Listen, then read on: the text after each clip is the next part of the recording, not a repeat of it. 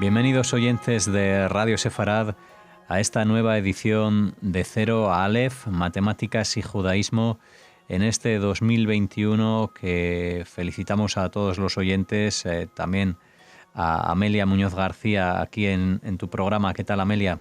Buenas tardes.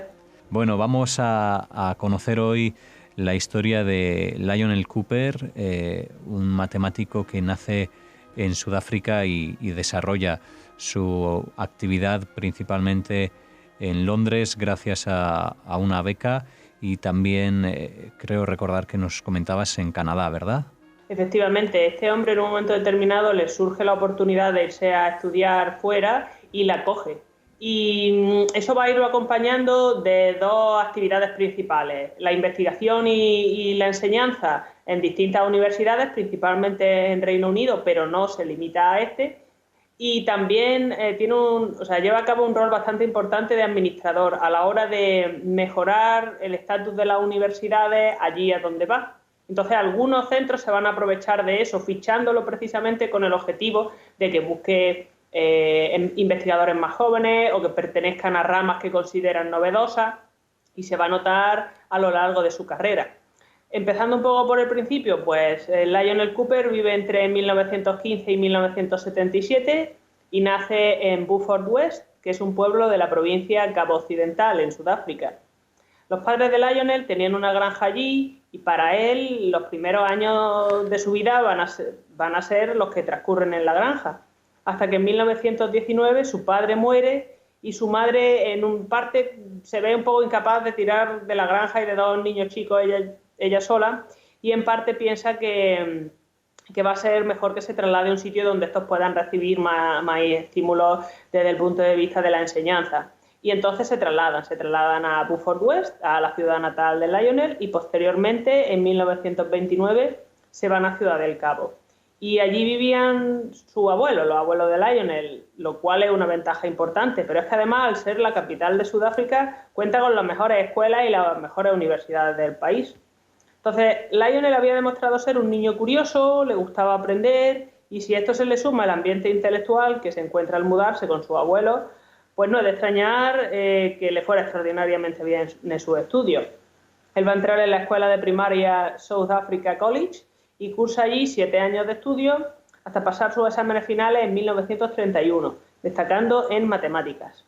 Entonces, llegado a este punto, su abuelo, que era un estudioso de la Torá, intenta convencerlo para que curse estudios rabínicos, pero Lionel no, él prefiere dedicarse a la física y a las matemáticas y entra en la Universidad de Ciudad del Cabo en 1932. Y tras 3 años de frenética actividad, ya que Cooper se va a involucrar en varios movimientos políticos y estudiantiles, él se va a graduar y va a obtener una beca Rhodes para estudiar en el Queen's College de Oxford. Y no es de extrañar que la recibiera, ya que Cooper había venido ganando premios tales como el que el gobernador general otorgaba en matemáticas puras, el premio Darter de matemática aplicada e incluso el Bartel Friese por historia. Su amor por la historia lo comparte con Kathleen Dixon, que era una estudiante en Oxford de historia, y con quien se va a casar y tener 4 hijos, los cuales son todos matemáticos. Entonces Cooper se traslada a Reino Unido en 1935, trabajando para que en 1940 pueda presentar su tesis, un trabajo titulado Teoría y aplicaciones de integrales de Fourier. Lionel Cooper va a trabajar sobre teoría de Fourier en múltiples ocasiones, y dentro de esta podemos encontrar 2 ideas clave.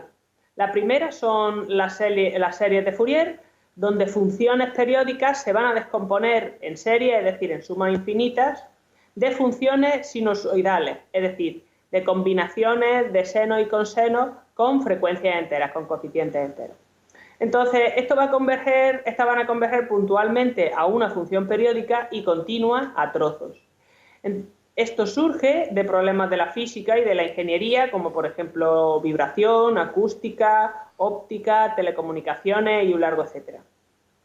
Y además de la serie de Fourier, nos vamos a encontrar la transformada de Fourier, que es una técnica del análisis matemático que sirve para transformar señales entre lo que se denomina el dominio del tiempo, es decir, funciones que dependen del tiempo, o el dominio espacial, es decir, funciones que dependen del espacio, como su nombre indica, y el dominio de la frecuencia, donde la frecuencia es el número de repeticiones de un suceso por unidad de tiempo. Entonces, si tenemos señales periódicas, nos vamos a series de Fourier y las descomponemos en un número finito o infinito de frecuencias. Y si tenemos señales no periódicas, empleamos transformada de Fourier y transformamos precisamente la función que no nos gusta en otra que sí, multiplicándola primero por una exponencial e integrando el producto. Esto estudia Cooper, la teoría y las aplicaciones. Entonces, una vez que obtiene el doctorado, en 1940, pasa a trabajar durante 4 años para la compañía de aeroplanos de Bristol. Aparentemente le hubiera tocado servir en el ejército, pero es que tenía tales problemas con la vista que lo dejan por imposible. Y después de esto se reincorpora a la vida universitaria, enseñando en el Birkbeck College de Londres y posteriormente en el Imperial College. Está en Londres entre 1944 y 1951. Ya que es entonces cuando acepta un puesto en la Universidad de Cardiff, la capital de Gales. Allí se dedica, entre otras cosas, a dar un giro a las políticas educativas del departamento. Actualiza el temario, se asegura de incluir más cursos de lo suyo, de funcional, y facilita la investigación al subir el nivel exigido. En definitiva, lo que hace es una puesta a punto, que era lo que pretendían en parte los administradores cuando lo contratan. En Cardiff va a trabajar durante 13 años, 2 de ellos como decano entre el 56 y el 58, y bueno, no va a pasar todo el tiempo allí, ya que en 1954 acepta pasar un curso en una universidad de Sudáfrica, en Witwatersrand, como jefe de departamento en funciones y como profesor visitante. Y de hecho, al volver a Cardiff, se implica todavía más en el carácter administrativo de su puesto al formar parte de una comisión encargada de decidir el camino a seguir desde un punto de vista curricular. Aquello fue bastante llamativo porque le piden a una serie de profesores que decidan si lo ideal es transformar la estructura en la que está organizada la universidad para que sea como mucho más innovadora o continuar con lo que hay e intentar mejorar algunos de los aspectos.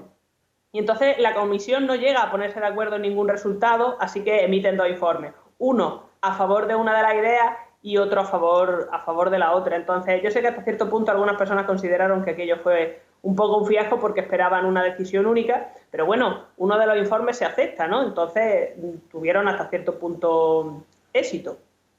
Pero bueno, esto de que el éxito fuera solamente parcial no le va a pasar factura a la carrera de Cooper, que fue invitado a unirse al claustro de la Universidad de Toronto, Canadá, en 1965.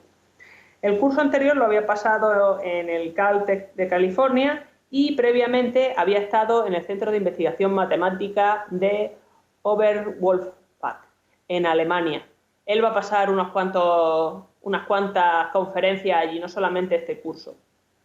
Y bueno, Cooper no pasó mucho tiempo en el viejo continente, pero esto no le impidió estar en contacto con sus investigadores, residieran allí o no. Establece una cierta correspondencia con algunos de los profesores alemanes, pero además es que en 1949 inicia un intercambio con Albert Einstein para hablar sobre la inconsistencia lógica en la teoría cuántica, dando lugar al conocido artículo La paradoja de sistemas separados en teoría cuántica, de 1950. Entonces, esta paradoja en cuestión es sobre la que escriben Einstein, Podolsky y Rosen y que publican en el 1935, de ahí que se llame ERP, por las iniciales de estos 3 investigadores. Y bueno, se basa en el entrelazamiento cuántico, que plantea que partículas que están entrelazadas dentro del mismo sistema deben de ser descritas por medio de una única función de onda, ya que bajo condiciones específicas las acciones de una partícula afectarán a otra de tal modo que se podrá predecir su comportamiento, a pesar de que precisamente ambas no parezcan interactuar de manera visible y de que, bueno, esto es que está en contra de las leyes de la mecánica cuántica, que era precisamente lo que denunciaba Einstein y sus compañeros, ya que la mecánica cuántica dice que este comportamiento no es predecible. Y bueno, sobre esta idea va a escribir Cooper. De hecho, este artículo fue bastante interesante, tanto el de Einstein como el de los otros investigadores, porque va a dar lugar a mucha escritura posterior, entre otras la de Lionel. Y bueno, sobre este tema escribe este mismo año otro artículo sobre operadores no acotados que surgen a raíz de la búsqueda de una teoría matemática que sustente la mecánica cuántica. Esto va a surgir a partir de los años 20 y Cooper va a investigar y a escribir bastante al respecto. Y también hay que considerar que él escribe sobre otros temas, como por ejemplo teoría de operadores, teoría de transformaciones, ecuaciones diferenciales, termodinámica y operadores en espacios de Hilbert, por nombrar otros temas. Entonces, volviendo a la vida de Lionel, en 1965 habíamos dicho que había aceptado un puesto en la Universidad de Toronto y va a pasar allí 2 años, ejerciendo además de editor del Journal Canadiense de Matemáticas. Él se hubiera quedado allí, pero es muy posible que el resto de su carrera, o por lo menos muchos más años, si no hubiera sido porque le ofrecen la cátedra de matemáticas puras y la jefatura de departamento en el Chelsea College de Londres, donde permanece ya el resto de su carrera. Aquello era demasiado jugoso para dejarlo pasar. Entre otras cosas porque este college fue reconocido como tal y como parte de la Universidad de Londres en 1966, que es el año antes de que ficharan a Lionel, por lo que él se transforma en una fuente de influencia en el desarrollo del college. Además, ya que estaba en Londres, aprovecha para involucrarse en organizaciones tales como el panel de matemáticas del comité encargado para las becas entre 1971 y 1975, o en la que convoca la conferencia de ecuaciones diferenciales del Chelsea College. Entonces, durante esta época, los intereses de Lionel se pueden encontrar en la ya mencionada teoría de transformaciones. Por ejemplo, en 1980 se publica a título póstumo Aproximaciones por medio de productos a funciones con grupos de simetría. Él no lo va a publicar en persona, como comentábamos, y trata un tipo de problema relativo a la cercanía o a la precisión, como quiera decirse, con que una categoría particular de funciones en varias variables, es decir, definida a partir de su grupo de transformaciones de manera indirecta, es decir, bueno, pues este tipo de funciones se puede aproximar por medio de productos de funciones de una variable, lo cual simplifica mucho el problema.